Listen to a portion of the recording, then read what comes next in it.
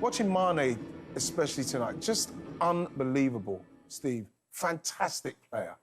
You know, and so, like I say, they're the yardstick, and, you know, you have to give them credit for what they're doing. Absolutely. They are the standard setters. It certainly is. He's only the 13th Liverpool player in the Premier League era to score on his debut. You've got to be a good player to be on that list. Third on it.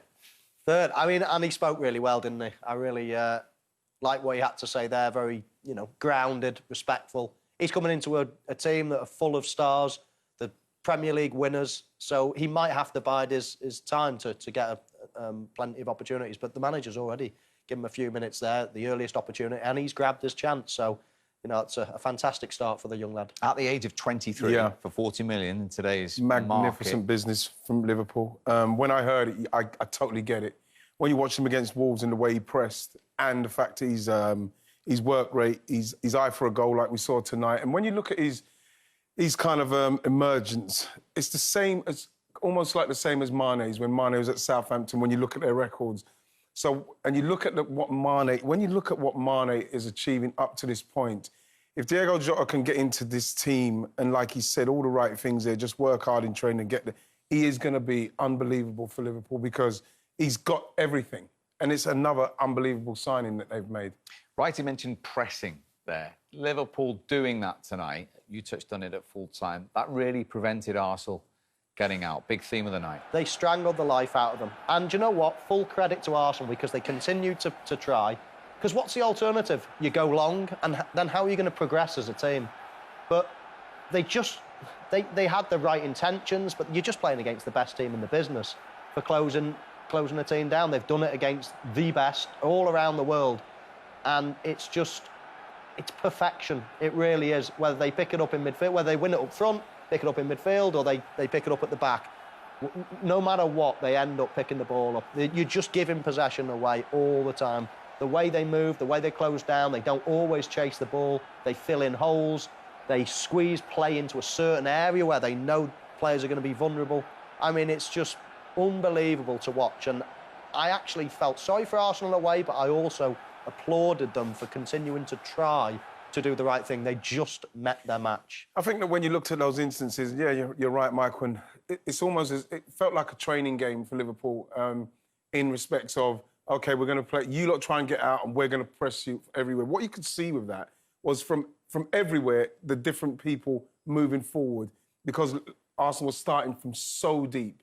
But what was more evident for me with Arsenal is that we didn't have that person in the midfield who's comfortable enough on the ball, till maybe Dani Ceballos came on and done pretty well, who can pass the ball to him and he's comfortable to receive it with somebody maybe up his back. He might be able to pop it off. He might be able to turn it around the corner.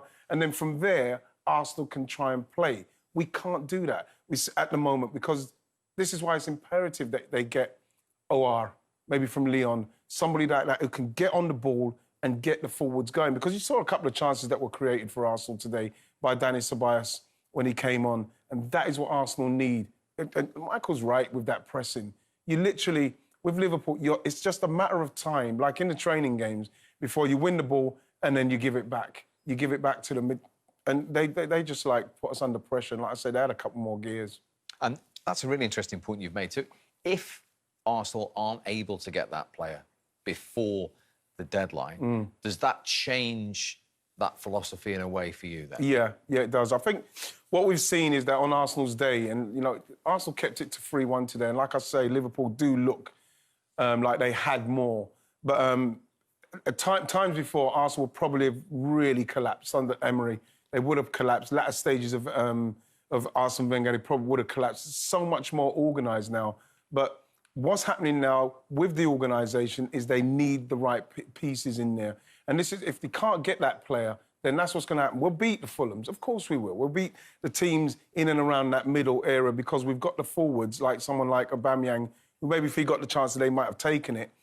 We can beat those teams. But when we come up against that calibre of team, then that's where you see where Arsenal will struggle. For Arsenal's goal, I know there was a mistake at the end of it, but it did come right from that particular instance. Yeah, because they've shown it. And like Michael said in the first half there, you know, you look at where they are, and yes, Liverpool are pressing, but this is what you do. You make the move, You get inside there. Now, this is where the space is. Can you hit it forward? Yes. So all of a sudden, Arsenal where they want to be. They've got their pace. They've got their guys going forward.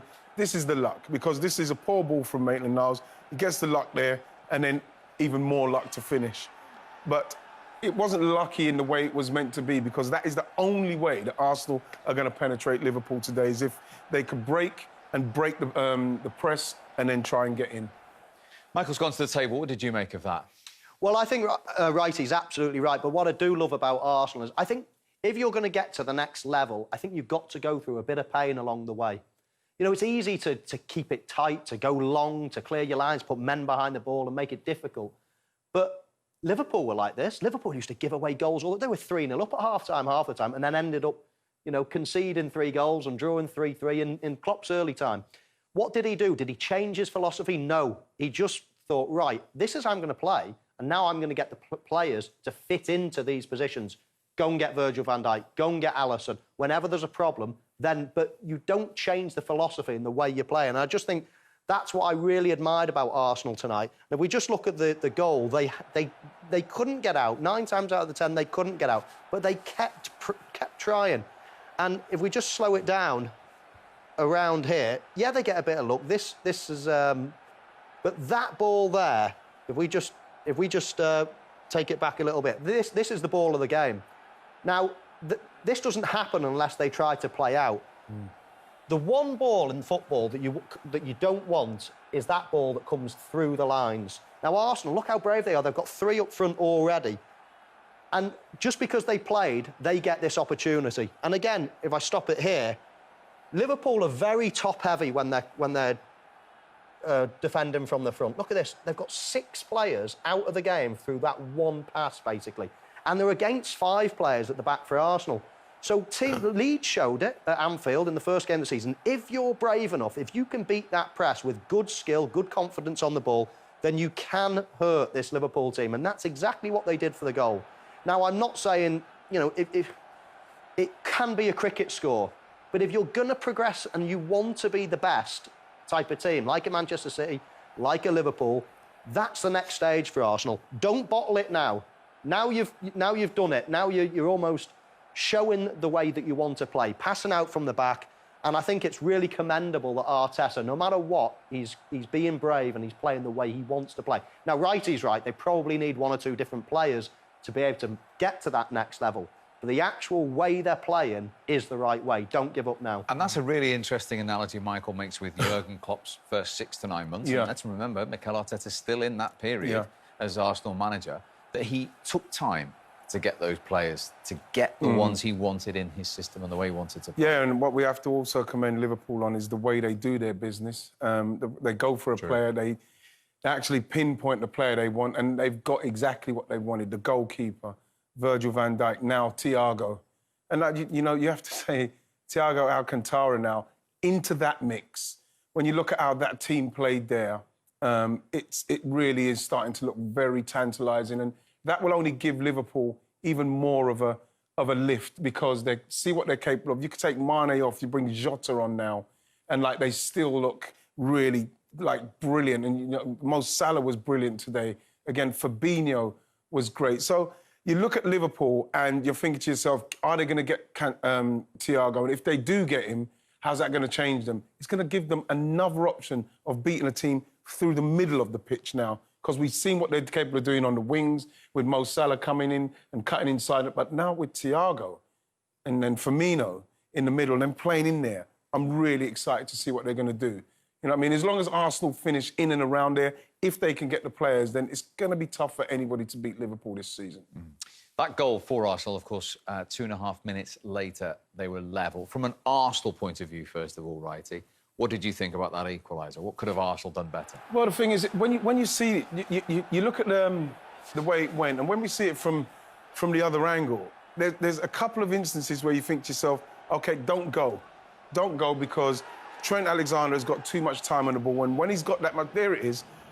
What you wanted there is Maitland-Niles to say, I'm not going to go. You want Xhaka to pull back a little bit. You want to kind of like condense the area so Liverpool can't make the moves that they wanted to make. Because in the end, they've got so much quality because he had time on the ball. Yes, they got a little bit of luck, or they could have got a foul. But what happened was that they take advantage of the fact that you've pulled someone out of the space. Xhaka's not across, so he's chasing back. You got Maitland-Niles, like I say, who's gone out there. Tierney's now got to go out. He's committed, and he's the one that Mo Salah then beat. And so what happens is that Liverpool take you into a place where you're not comfortable, and then Mo Salah does the great stuff. They get a bit of luck off the goalkeeper and they score. They're back in the game. But, like, sometimes I think that you've just got to say, I'm not going to go out there because it just looks like he's got time. Leave him. He's a quality player. Don't try and put him under pressure when you're going to get there and have to stop, and you've just taken yourself out of the game. Having said that, when Liverpool are like that, how difficult is it in that decision-making that Wrighty's talking about for the opposition? Well, it is, because to start with, Steve, if we just move this play on a little bit, a lot of people watch football and think, why do teams play it around the back? And the reason they do it is to try to find gaps, whether it be come out wide here to play balls in. Remember, these are the killer balls into the attacking bodies. They're the killer balls. So when Virgil van Dijk here just changes the angle, plays it across to Trent, and now this is what Wrighty's on about. Again, this is now the killer ball for Arsenal. You can see Xhaka. Xhaka's here. He's already pointing, saying, don't let that one go through. So that's the killer ball. Now, Wrighty's saying maybe Maitland-Niles can not go. Maybe he could have come back here. I'll use a different arrow. Maybe he could have just stayed back at home and stayed in here and blocked that pass. Because at the moment, Arsenal are actually quite safe and happy. Xhaka's pointing, he knows where that's going to go, and the ball goes in. Now, that kills about 6 players. Yes, Keita's touch is not perfect, and he gets a little bit of luck. Special word as well for the referee and the assistant for playing the advantage. And now I just want to go take that back a little bit as well. Just look here. What's Sadio Mane thinking in all of this? He's thinking, I can get a little pass here, but then as soon as he takes it, another little touch, Mo Salah, he thinks, nah, that is now beginning to get blocked. Now where's the opportunity? Well, he's probably going to shoot, so I'm probably going to have to get in and around there. Maybe, might come off the goalkeeper. Look at him. Yeah. He's proactive, he's instinctive, he knows where the ball's going to go. And Wrighty touched on it before. This lad is just becoming, I mean, he's world-class already. Is he the best player in the Premier League at the moment? He is. I mean, it's De Bruyne and him, I think. Yeah. He is going, and he's getting... you can see it every week, he's getting better and better. It's quite staggering how good he is. And that's really interesting where you drew that box there. And you're talking about signing from Southampton. He perhaps didn't have all that instinct when he came to join Liverpool. No, but we saw that he scored one of the quickest Premier League hat-tricks when he was down there. But what he's taken his game to, and like we saw him and Mo Salah fighting it out for the Golden Boot, what he's taken his game to is being in there like that. I remember seeing Sadio Mane in the right wing-back slot, going back, chasing back as well now. But then you look another, like, 15 seconds, he's in the box, ready to go. He can literally do everything. There's 2 players who I just love watching in the Premier League. He is one. In fact, there's 3. Kevin De Bruyne and Heung-min Son at Tottenham. I love watching those 3 players. Anytime Mane's playing, I just love watching him. He is. And he actually had a great hand in the last goal as well, and it might not have been so evident. But if we just watch this here, and again, I'll let this play a little bit more, but Virgil van Dijk, again, changing the angle. What a fantastic spray of the ball. But if I just stop it here, and I'll only stop it once, you've got Sadio Mane, obviously here, and then you've got Andy Robertson, who is here, and he's going to come into the picture. Now, just watch, as Andy Robertson's coming in, watch Mane's slight move forward.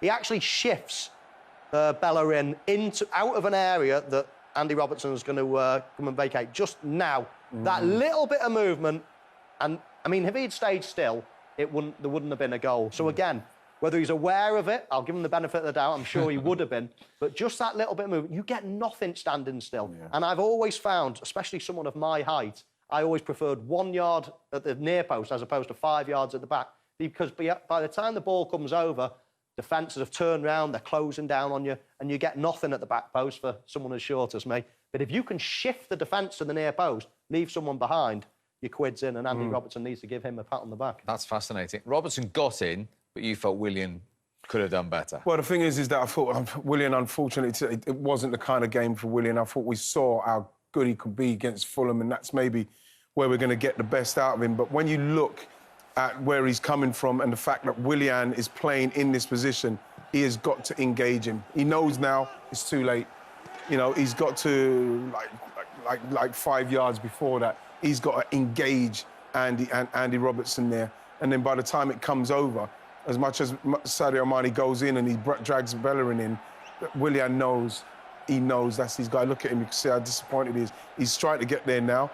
And what we saw, like, a couple of minutes after this is him chase Andy Robertson down. Yeah. And actually, he kind of saved another chance there. So he knows. And those are the things that you're going to have to do, especially against Liverpool.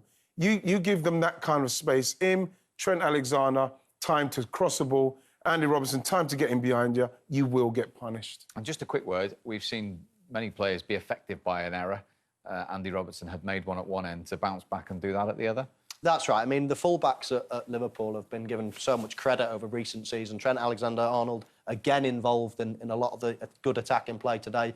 But I've been there, you know, you have a setback in a game, and to anybody else, you know, to a lot of people, it can just ruin your day. You can constantly be harping back thinking, oh, what the paper's going to say, what the pundits are all going to say. But he's just got on with it. He's not bothered. I mean, yeah, he's cost the team a goal at one end, but then he's gone up the other end and equalised. So, yeah, or scored the winner, the second goal. So that's about attitude. That's about mental strength and courage, and he certainly got that. Some of those pundits can be vicious at times as well. He was involved at both ends. It certainly was. Andy Robertson involved in 33 goals since his Premier League debut, more than any other defender in that time. And interesting to hear him touching on your point that perhaps a couple of years ago he might not have responded in such a positive fashion. That's right, and I think that comes with experience. I mean, of course, I played and Wrighty played at the other end of the pitch, and the worst thing that can happen to us is you miss a sitter early on in the game. And you see it now. You know, you see it with a lot of players. They miss a sitter, and it's like, I don't want to get another chance just in case I miss again. Now, I had an attitude where if I missed a chance, I'd be thinking, I'm playing well, I'm getting the opportunities, I'm timing my runs well and things like that. So I could turn a negative into a positive. And I think that's the key, really, to players that score lots and lots of goals. You never hide. You know, you never, ever hide. You miss a chance, right, I'm going to get the next one. And it's an attitude thing. And, of course, on the flip side, defenders, they're going to score their own goals, they're going to make mistakes to give away goals, and they've got to somehow change that mindset from a negative to a positive. You've got 85 minutes to play. You can't wallow in self-pity. So, but having that attitude, I think, comes with experience. And Andy Robertson, he said himself a couple of years ago, I would have struggled to come back from that in a game. You know something? It's changed. It's funny you say it, because even with Lacazette, I've really felt for him tonight, because even his goal, you heard Andy Robertson said, yeah, he kind of scuffed it in. He had another one with an offside goal where he didn't realise he was offside, and he kind of tried to chip it. It was a very tentative finish. And then he had another one, what Ceballos gave him, where he took a touch where he should have finished it first time. That's, for me, is somebody that... This one here, you know, he's got to finish that first time. The goalkeeper's in no man's land. And in that situation, Mike, you see this situation, great pass.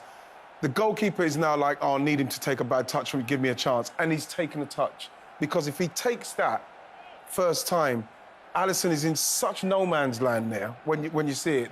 So then is that in his mind when he gets this? Yes. This one's Eddie Nketiah's chance. He doesn't quite get onto it. But the point with this one was the fact that Ceballos came on in a midfield area where he started to then give you the kind of chances and the kind of balls what could stretch Liverpool.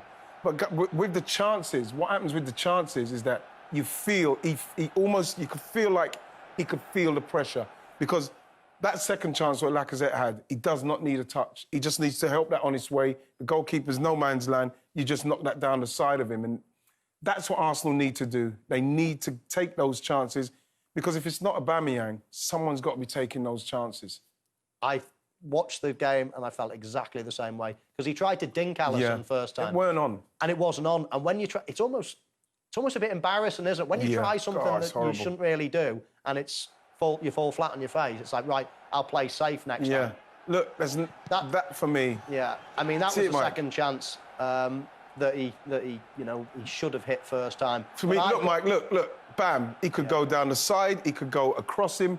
You know what I mean? The thing about that is you've just got to be so ruthless with it. Like, bam! You've got to just make it happen. Alisson hasn't had to do anything. He's not moved his arms or anything. It's actually hit him here. It's a poor finish because he's taken a touch into him and then he's made Alisson's moving forward. He's made him bigger. It's hit him here. It's not even hit him on the arms. You've got to take that early while Alisson's coming out small. That's really interesting because when we were talking about Dominic Calvert-Lewin at Everton and I was talking to Carlo Ancelotti last weekend and I said, what have you done with him? He said exactly that. Take one touch. And he used, what was it, Filippo Inzaghi? Filippo Inzaghi, 210 in it with one touch. Of 300 goals honestly, with one touch. Dave Seaman always said, you know what I mean, the least amount of touches you can have when the ball's coming in and around the box, the more chance you've got of catching the goalkeeper. Because especially when you're going through, Steve, goalkeepers, they're in no man's land because they're like, I've got to try and narrow the angle. The more, they're waiting for you to take a bad touch so as they can spring on you. That's what, like David James, when you saw at the start of the show, when they showed my chip of David James, he's waiting for me to have a bad touch, and he nearly worked for him because it hit his leg. You have got to take it early enough so as when they're on their way out, bam, you finish early. I love these finishing clinics. We could sit here all night. It's so insightful. Talking of finishing, we heard from the man, Diogo Jota. What a dream at the Kop end to make absolutely sure for Liverpool, Michael. Yeah, it is a dream come true, and I'm really pleased for him because that'll settle you down. There's nothing worse than going to a new club, being an attacking player and not scoring in your first few games. It just makes you feel part of it. I've said it before, but when you score a goal, all the lads jump on you, you feel as if you're part of the team, and you can go on now, and that just gives you a huge confidence boost. And as he said in his interview, the only thing that was missing was a full Kop end to roar it in. Yes. But he'll be delighted. Yeah. Absolutely brilliant finish. And when you come for 40 million and you come to a club like Liverpool, that's exactly what you want straight away. Well, the thing about it is that what people don't understand, you know, all the lads will respect what he's done because they've seen what he's capable of doing when he's at Wolves. And the fact that Liverpool have brought him into this kind of team shows what esteem they hold him in. But as a player, you're going into that dressing room and you want to prove to them that I'm the guy, I'm going to come in here and I'm going to do something, I'm going to help. Scoring on your debut does everything for you. It'll be different in training, it'll be more relaxed. You know what I mean? It's not like the guys are going to say, when's he going to score? But the fact that now he's scored, they can feel like, yeah, he's going to come on. We could take Sadio Mane off, we could bring him on, and he could still do something and score. And, you know, it's like they're going from... And I keep saying it, they've still got Thiago Alcantara to come in. It's very exciting. It certainly is. Let's hear from... Well, their name on the trophy after that outstanding season last year. They're setting the pace very early on in this season as well. Interesting to hear him talk there, Michael. You may remember when I had that extended chat with him just before they got the trophy at Anfield last season. And one of the things I asked him was about improving the squad. And he said, it's one of my biggest challenges. How do you improve that squad? And Jota's been on his list for 2 or 3 years, and he's got Thiago over the line as well. I didn't think they'd do much business this summer. I thought because of that, because how hard it is. Exactly, yeah. Why would you want to upset the apple cart? You've got no players that are ageing, really. Maybe James Milner, but again, you've got a few youngsters coming through that can take, you know, the place in the squad. I thought they might buy cover at left-back, and they did. But then after that, I thought it'd take an exceptional player to come on the market for them to move again. Now, Thiago was that player, and I wasn't surprised that they moved for him because there was just an opportunity you can't turn down. And then I thought it was all done. And then a lovely surprise in buying Jota, a player that's young, so he's going to, you know, improve the squad. He's going to be around for a long time. It's an investment for the future. So I think the business that he's done has been absolutely brilliant, but I didn't expect him to do it. It'll be interesting now, the likes of Divock Origi, let's say, because he was the sort of the cover if one of the front three went down. Maybe now Jota's jumped in front of him. Mm-hmm. But no, I mean, and there's then rumours of a couple of youngsters. Raheem Brewster, he might be on his way, you know, for a decent figure. They've sold a few players from the academy in recent months and the last year or two, so that's good as well. So, no, I think Jurgen Klopp, if I was the chairman, I'd just be loving what he's doing because, you know, he's producing players to sell on. You can't just keep buying players. You can't just keep spending. And he's actually reaping some rewards as well from the academy. To Wolves, didn't they? Absolutely. Hoover. I mean, he's just golden, isn't he, Jurgen Klopp? He interviews brilliant. He's a great motivator. He knows what he's doing in every way, and he's just started the season perfectly. You know what I think as well, Steve, is that Jota and Thiago into that squad has given that squad a lift. Because when you look at what they done last season and how they blasted everybody, then it kind of went a little bit like, well, they've won it. Everybody's going on, yeah, well, we'll see what they do, how they defend it. And are they going to sign anyone? It was always going to be, who are they going to sign? When they started to talk about Thiago, you think to yourself, yeah, that's the next phase with Jurgen Klopp. If they get him, everybody was saying, if they get him, it's another level for Liverpool. And the players, seeing a player like that come in, are going to be lifted. They see Jota come in and he scores. They're ready to go again. And, you know, the way they're looking, it's starting to look like Liverpool early season when they just looked quite, like, formidable. Yes, there were some chances, but there was always chances. Last season, Norwich, at the start of the season, they were high line. Everybody thought, oh, Liverpool's high line, what are they going to do? They just get on with it. They get on with it. And now, like I say, with Jota coming in, you know, you have to look at people like Minamino. They're going to have to really step up now. Like you mentioned, Divock Origi. I think that, for me, that I can't see them being there. I think that they're the... Minamino probably will stay, but like Divock Origi, they'll probably move on. And they'll do business again and use that money wisely again. But Liverpool ready to go again. They look like they're ready to go again. When we talk about how difficult it is to retain that very title and keep the ribbons red and white, when we look at the teams that have done it in the past, City and Chelsea and Manchester United, they have improved as champions, haven't they? As Liverpool have tried to do, and you think they certainly have with these two players. Yeah, but the hard thing with Liverpool, and of course you're always trying to improve, that's just the nature of anything, you're always trying to improve, but the hard thing is looking at the team and thinking, right, where can they improve? Yeah. It's virtually impossible. And I was looking at it thinking, the only way they can improve is maybe getting cover. Because, OK, you can name one or two players around the world that would improve any team, but realistically, who's out there that could improve that Liverpool team? Now he's found one in Thiago that brings a different dimension totally to that midfield. They haven't got a player like him, so it's another. It is another dimension. And then, of course, bringing someone like Jota in as well. That's maybe replacement for someone like Lallana, but a younger version, probably a better version, proven in the Premier League, and. Yeah, he's unearthed two players that you think it is going to make this team stronger, and I didn't think they could possibly do that this summer. Fantastic. Another great night for Liverpool then. When we come back, we will turn our attentions to Arsenal. What did they look? Very philosophical. Yes. Right. And why not? You know, I just think it's been progress from the time he's came into the club. I'm delighted that he got the managerial job because he knew what he was gonna bring. We've got our identity back with him. I wasn't frightened coming into this game. You're frightened of Liverpool because of how good they are and what they can do. But with Mikel being the manager and the way he's put the identity, the structure, the organisation back into the team, the drive, the intensity, I knew that, you know, if we give Liverpool a game and you take your chances, you've got half a chance. And with his team, I believe that we're going to still be in the game. I'm not as worried as I used to be because I know that he will not stand for anything less. And he's right. You know what I mean? As good as Liverpool were, you know, there was opportunities when Dani Ceballos came on that Laka should have done better with that chance. So, you know, even though Arsenal lost 3-1, there's a lot to take from that. You know what I mean? Everybody can be... You don't have to be negative about that because there's a time where we probably would have got a good hiding off in Liverpool, and those days, for me, seem to be in the past. And the one thing that stood out there was when he said, I was delighted with our attitude. Because we've had many discussions about Arsenal's attitude over the years.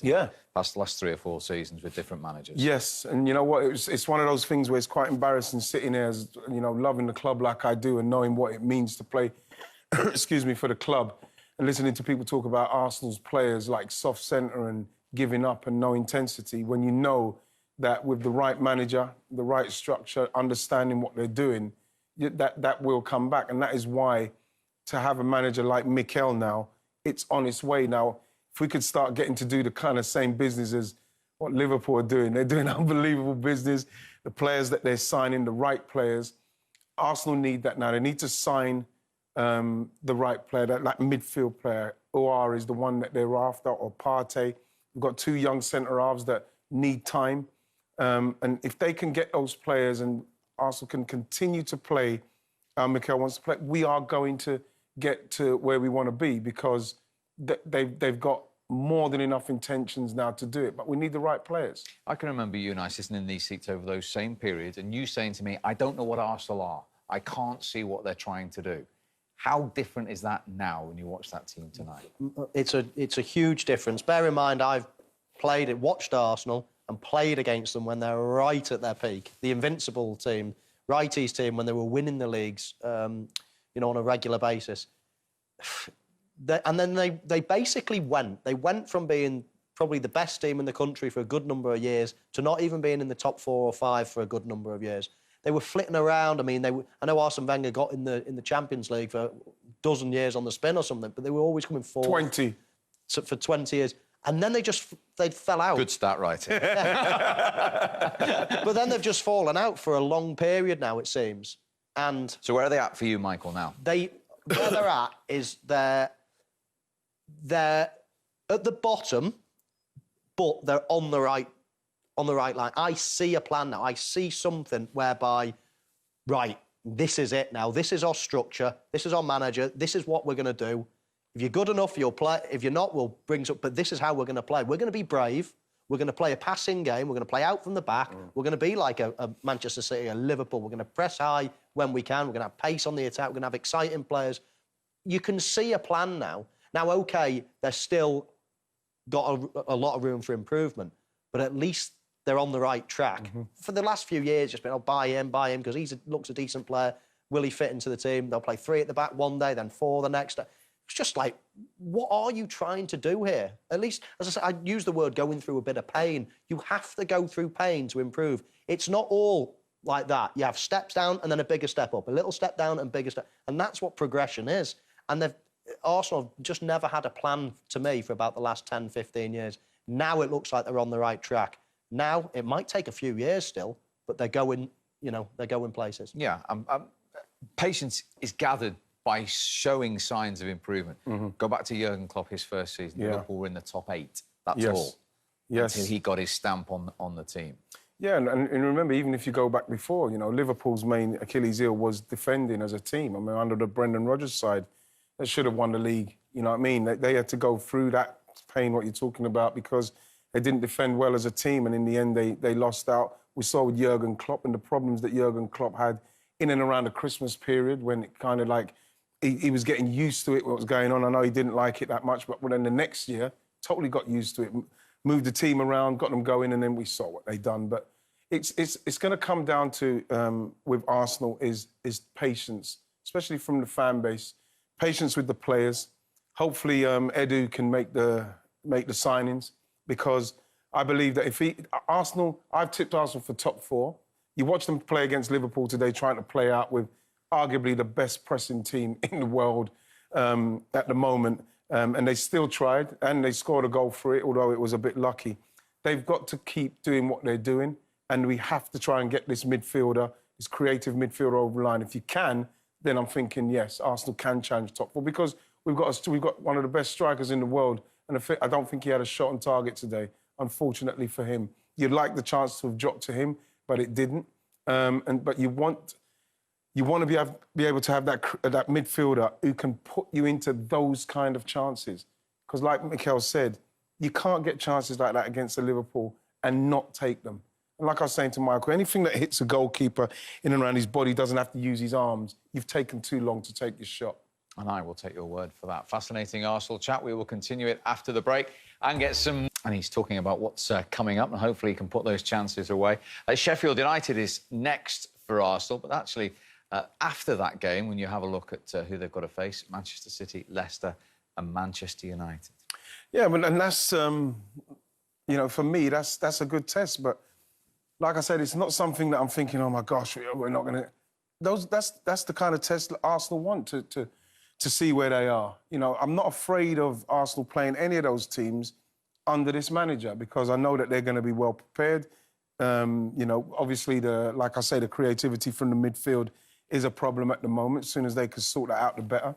At the moment, I feel that Dani Ceballos maybe played a little bit further pushed on, especially if we're going to play that counter-attacking style. You cannot play a game and not get a guy as potent as Aubameyang in the game and get him some chances. So Mikel has got to do something where he brings that into it, because at the moment, unfortunately, with El Neni and Xhaka, yes, they can take the ball off the centre halves, but they don't seem to be able to progress it into the forward areas. We didn't keep the ball at all today. Some of the times we're bypassing the whole lot to try and do that long ball into Aubameyang. So that's the things he's got to worry about. But I'm not worried about those because Arsenal have shown that they can beat those teams. And if those teams don't turn up on the day, Arsenal will beat them. We heard Jurgen Klopp talking about Brendan Rodgers and Carlo Ancelotti. That's because Leicester and Everton are the other two teams who have got 9 points out of 9 at this very early stage. And Villa, of course, have got 6 out of 6. He did also laugh and say, who cares? But in all seriousness, Michael, when you look at that league table, it's very early days, but we know the margin of error. Manchester City have played 2, and they've already dropped 3 points, and they've seen the champions start in that fashion. Yeah, it would be a worry for any other team that have got aspirations of winning the league because Liverpool have proven they're good front runners. They don't bottle it under pressure. They've scored well over 90 points for 2 seasons on the spin. So it's going to be virtually impossible to make ground on Liverpool. And they've already got off to a super start. They're being chased now by the big teams like Manchester City. You know, Manchester City were favourites before this season. I couldn't quite believe my eyes when I saw that because I think Liverpool are the team to beat. And after 3 games so far this season, I think they really are the team to beat. Long way to go, but City can't afford to drop too many points early on, can they? No, they can't, and it's really worrying that they've played at home and conceded 5 goals. I know Leicester are a good team, but 5 goals at home, and that's with their new signing, Nathan Ake, as playing in the team. So they've got a lot of work to do, Manchester City. They've got a lot of points to claw back from last season, and they're already, you know, on the back foot. So Liverpool, it's looking good for them. Certainly is. Michael, Ian, thank you very much indeed. As always, another terrific night in the Premier League. And the champions continue to be the benchmark.